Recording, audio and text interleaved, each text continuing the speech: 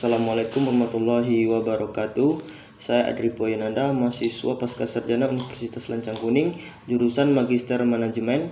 Pada kesempatan kali ini saya akan mempresentasikan sebuah materi yang berjudul Strategi Operasi di Lingkungan Global yang diampu oleh dosen Bapak Donald Depi Amandanata, PhD. Baiklah, langsung saja saya masuk ke materinya. Yang pertama yaitu pandangan global mengenai operasi.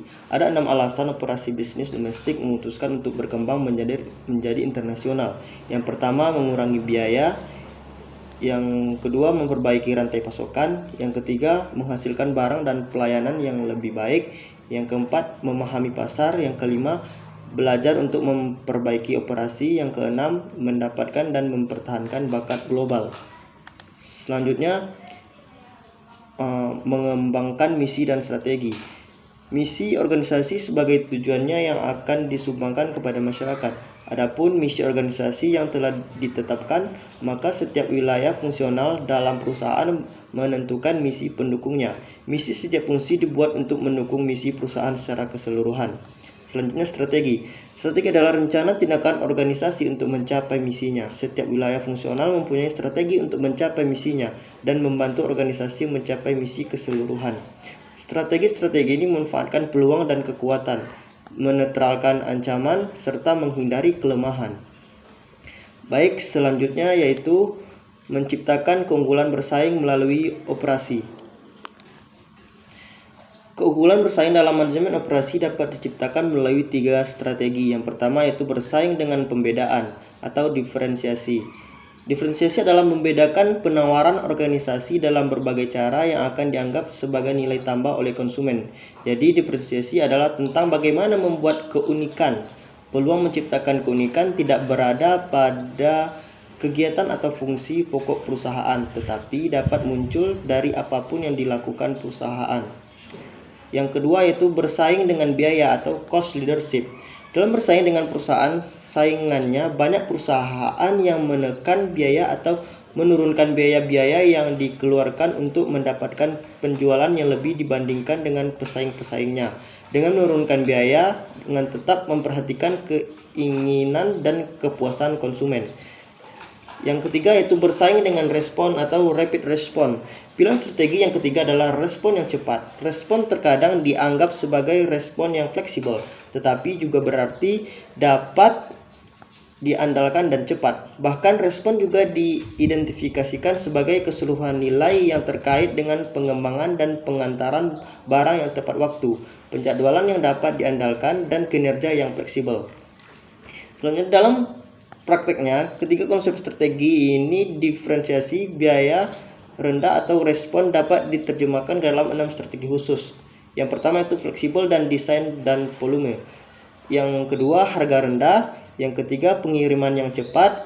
Yang keempat kualitas yang baik. Yang kelima pelayanan purna jual. Dan yang terakhir adalah link produk yang luas. Selanjutnya keputusan dalam manajemen operasi. Ada 10 keputusan manajemen operasi. Yang pertama itu kualitas. Harapan kualitas konsumen harus ditemukan dan kebijakan serta prosedur harus ditetapkan untuk mengidentifikasi dan mencapai kualitas tersebut. Yang kedua itu desain barang dan jasa. Perancangan barang dan jasa akan menentukan proses transformasi, keputusan biaya, kualitas, dan tenaga kerja. Berhubungan erat dengan keputusan desain. Yang ketiga itu desain proses dan capacity. Pilihan proses tersedia untuk produk barang dan jasa. Keputusan proses berkaitan dengan teknologi, kualitas, tenaga kerja yang digunakan, dan perawatan. Yang keempat yaitu pemilihan lokasi. Keputusan lokasi, fasilitas untuk perusahaan, manufaktur maupun jasa akan menentukan keberhasilan perusahaan. Kesalahan dalam keputusan ini akan berakibat pada inefisiensi. Yang kelima yaitu desain tata letak atau layout. Kapasitas jumlah pekerja, keputusan pembelian, dan persediaan mempengaruhi tata letak. Demikian juga perusahaan dan bahan mentah harus diletakkan dalam hubungan satu dengan yang lainnya. Yang keenam adalah perancangan kerja dan sumber daya manusia. Manusia adalah bagian integral dan termahal dari keseluruhan sistem, sehingga kualitas kerja, bakat, dan keterampilan yang diperlukan serta biayanya harus ditentukan oleh perusahaan itu masing-masing. Yang ketujuh adalah manajemen rantai atau supply. Keputusan ini tentang material apa yang akan dibuat dan apa yang akan dibeli, juga tentang kualitas, pengiriman, dan inovasi pada harga yang memuaskan. Keadaan saling menghargai antara pembeli dan pemasok adalah penting untuk pembelian yang efektif. Yang selanjutnya yang kedelapan yaitu persediaan. Keputusan persediaan dapat dioptimalkan jika kepuasan konsumen. Yang kesembilan yaitu penjadwalan atau schedule. Schedule produksi yang visible dan efisien harus disusun, dan kebutuhan tenaga kerja serta fasilitas harus ditentukan dan juga dikontrol. Yang selanjutnya itu yang terakhir, perawatan. Keputusan harus dibuat pada tingkat reliabilitas dan stabilitas yang diinginkan, dan sistem harus ditetapkan untuk pemeliharaan reliabilitas dan stabilitas tersebut. Oke. Baik, selanjutnya yaitu pilihan-pilihan strategi operasi. Manajer operasi perusahaan internasional dan multinasional menghadapi peluang global dengan salah satu dari 4 strategi operasi. Strategi operasi ini adalah internasional, multidomestik, global, dan transnasional. Baik, masuk kita yang pertama itu strategi internasional atau international strategi. Internasional menggunakan ekspor dan lisensi untuk memasuki pasar global. Strategi internasional adalah strategi yang paling tidak menguntungkan karena tingkat respon lokalnya rendah dan pengangguran biayanya sedikit. Yang kedua yaitu strategi multidomestik atau multidomestik strategi. Strategi multidomestik membagikan kewenangan dengan memberikan otonomi yang cukup berarti pada setiap bisnis secara organisasi. Hal ini adalah anak perusahaan waralaba atau usaha patungan yang mandiri.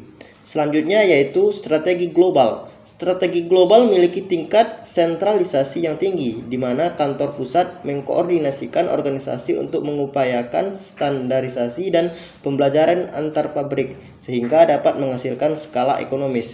Strategi ini tepat saat perusahaan ingin berfokus pada pengurangan biaya, tetapi tidak disarankan saat permintaan respon lokalnya tinggi. Yang terakhir adalah strategi transnasional. Strategi transnasional memanfaatkan skala ekonomi dan pengetahuan, juga penekanan pada respon dengan menyadari kemampuan dasar tidak hanya terdapat di negara asal, tetapi juga mungkin berada di mana saja.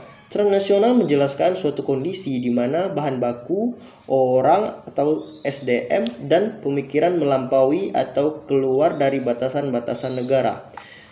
Baik, selanjutnya kesimpulan dari materi ini adalah operasi global memberikan tantangan dan peluang yang lebih besar bagi manajer operasi. Walaupun tugas ini menantang, manajer operasi harus mampu meningkatkan produktivitas dan perekonomian dunia yang kompetitif dan dinamis. Manajer operasi dapat membangun dan mengelola fungsi-fungsi manajer operasi yang berperan besar pada daya saing perusahaan. Organisasi mengenali kekuatan dan kelemahannya, kemudian membangun misi dan strategi yang efektif yang mempengaruhi kekuatan dan kelemahan perusahaan, dan juga menambahkan peluang dan mengurangi ancaman lingkungan. Baiklah, hanya itu yang dapat saya sampaikan. Lebih dan kurang saya mohon maaf. Wassalamualaikum warahmatullahi wabarakatuh.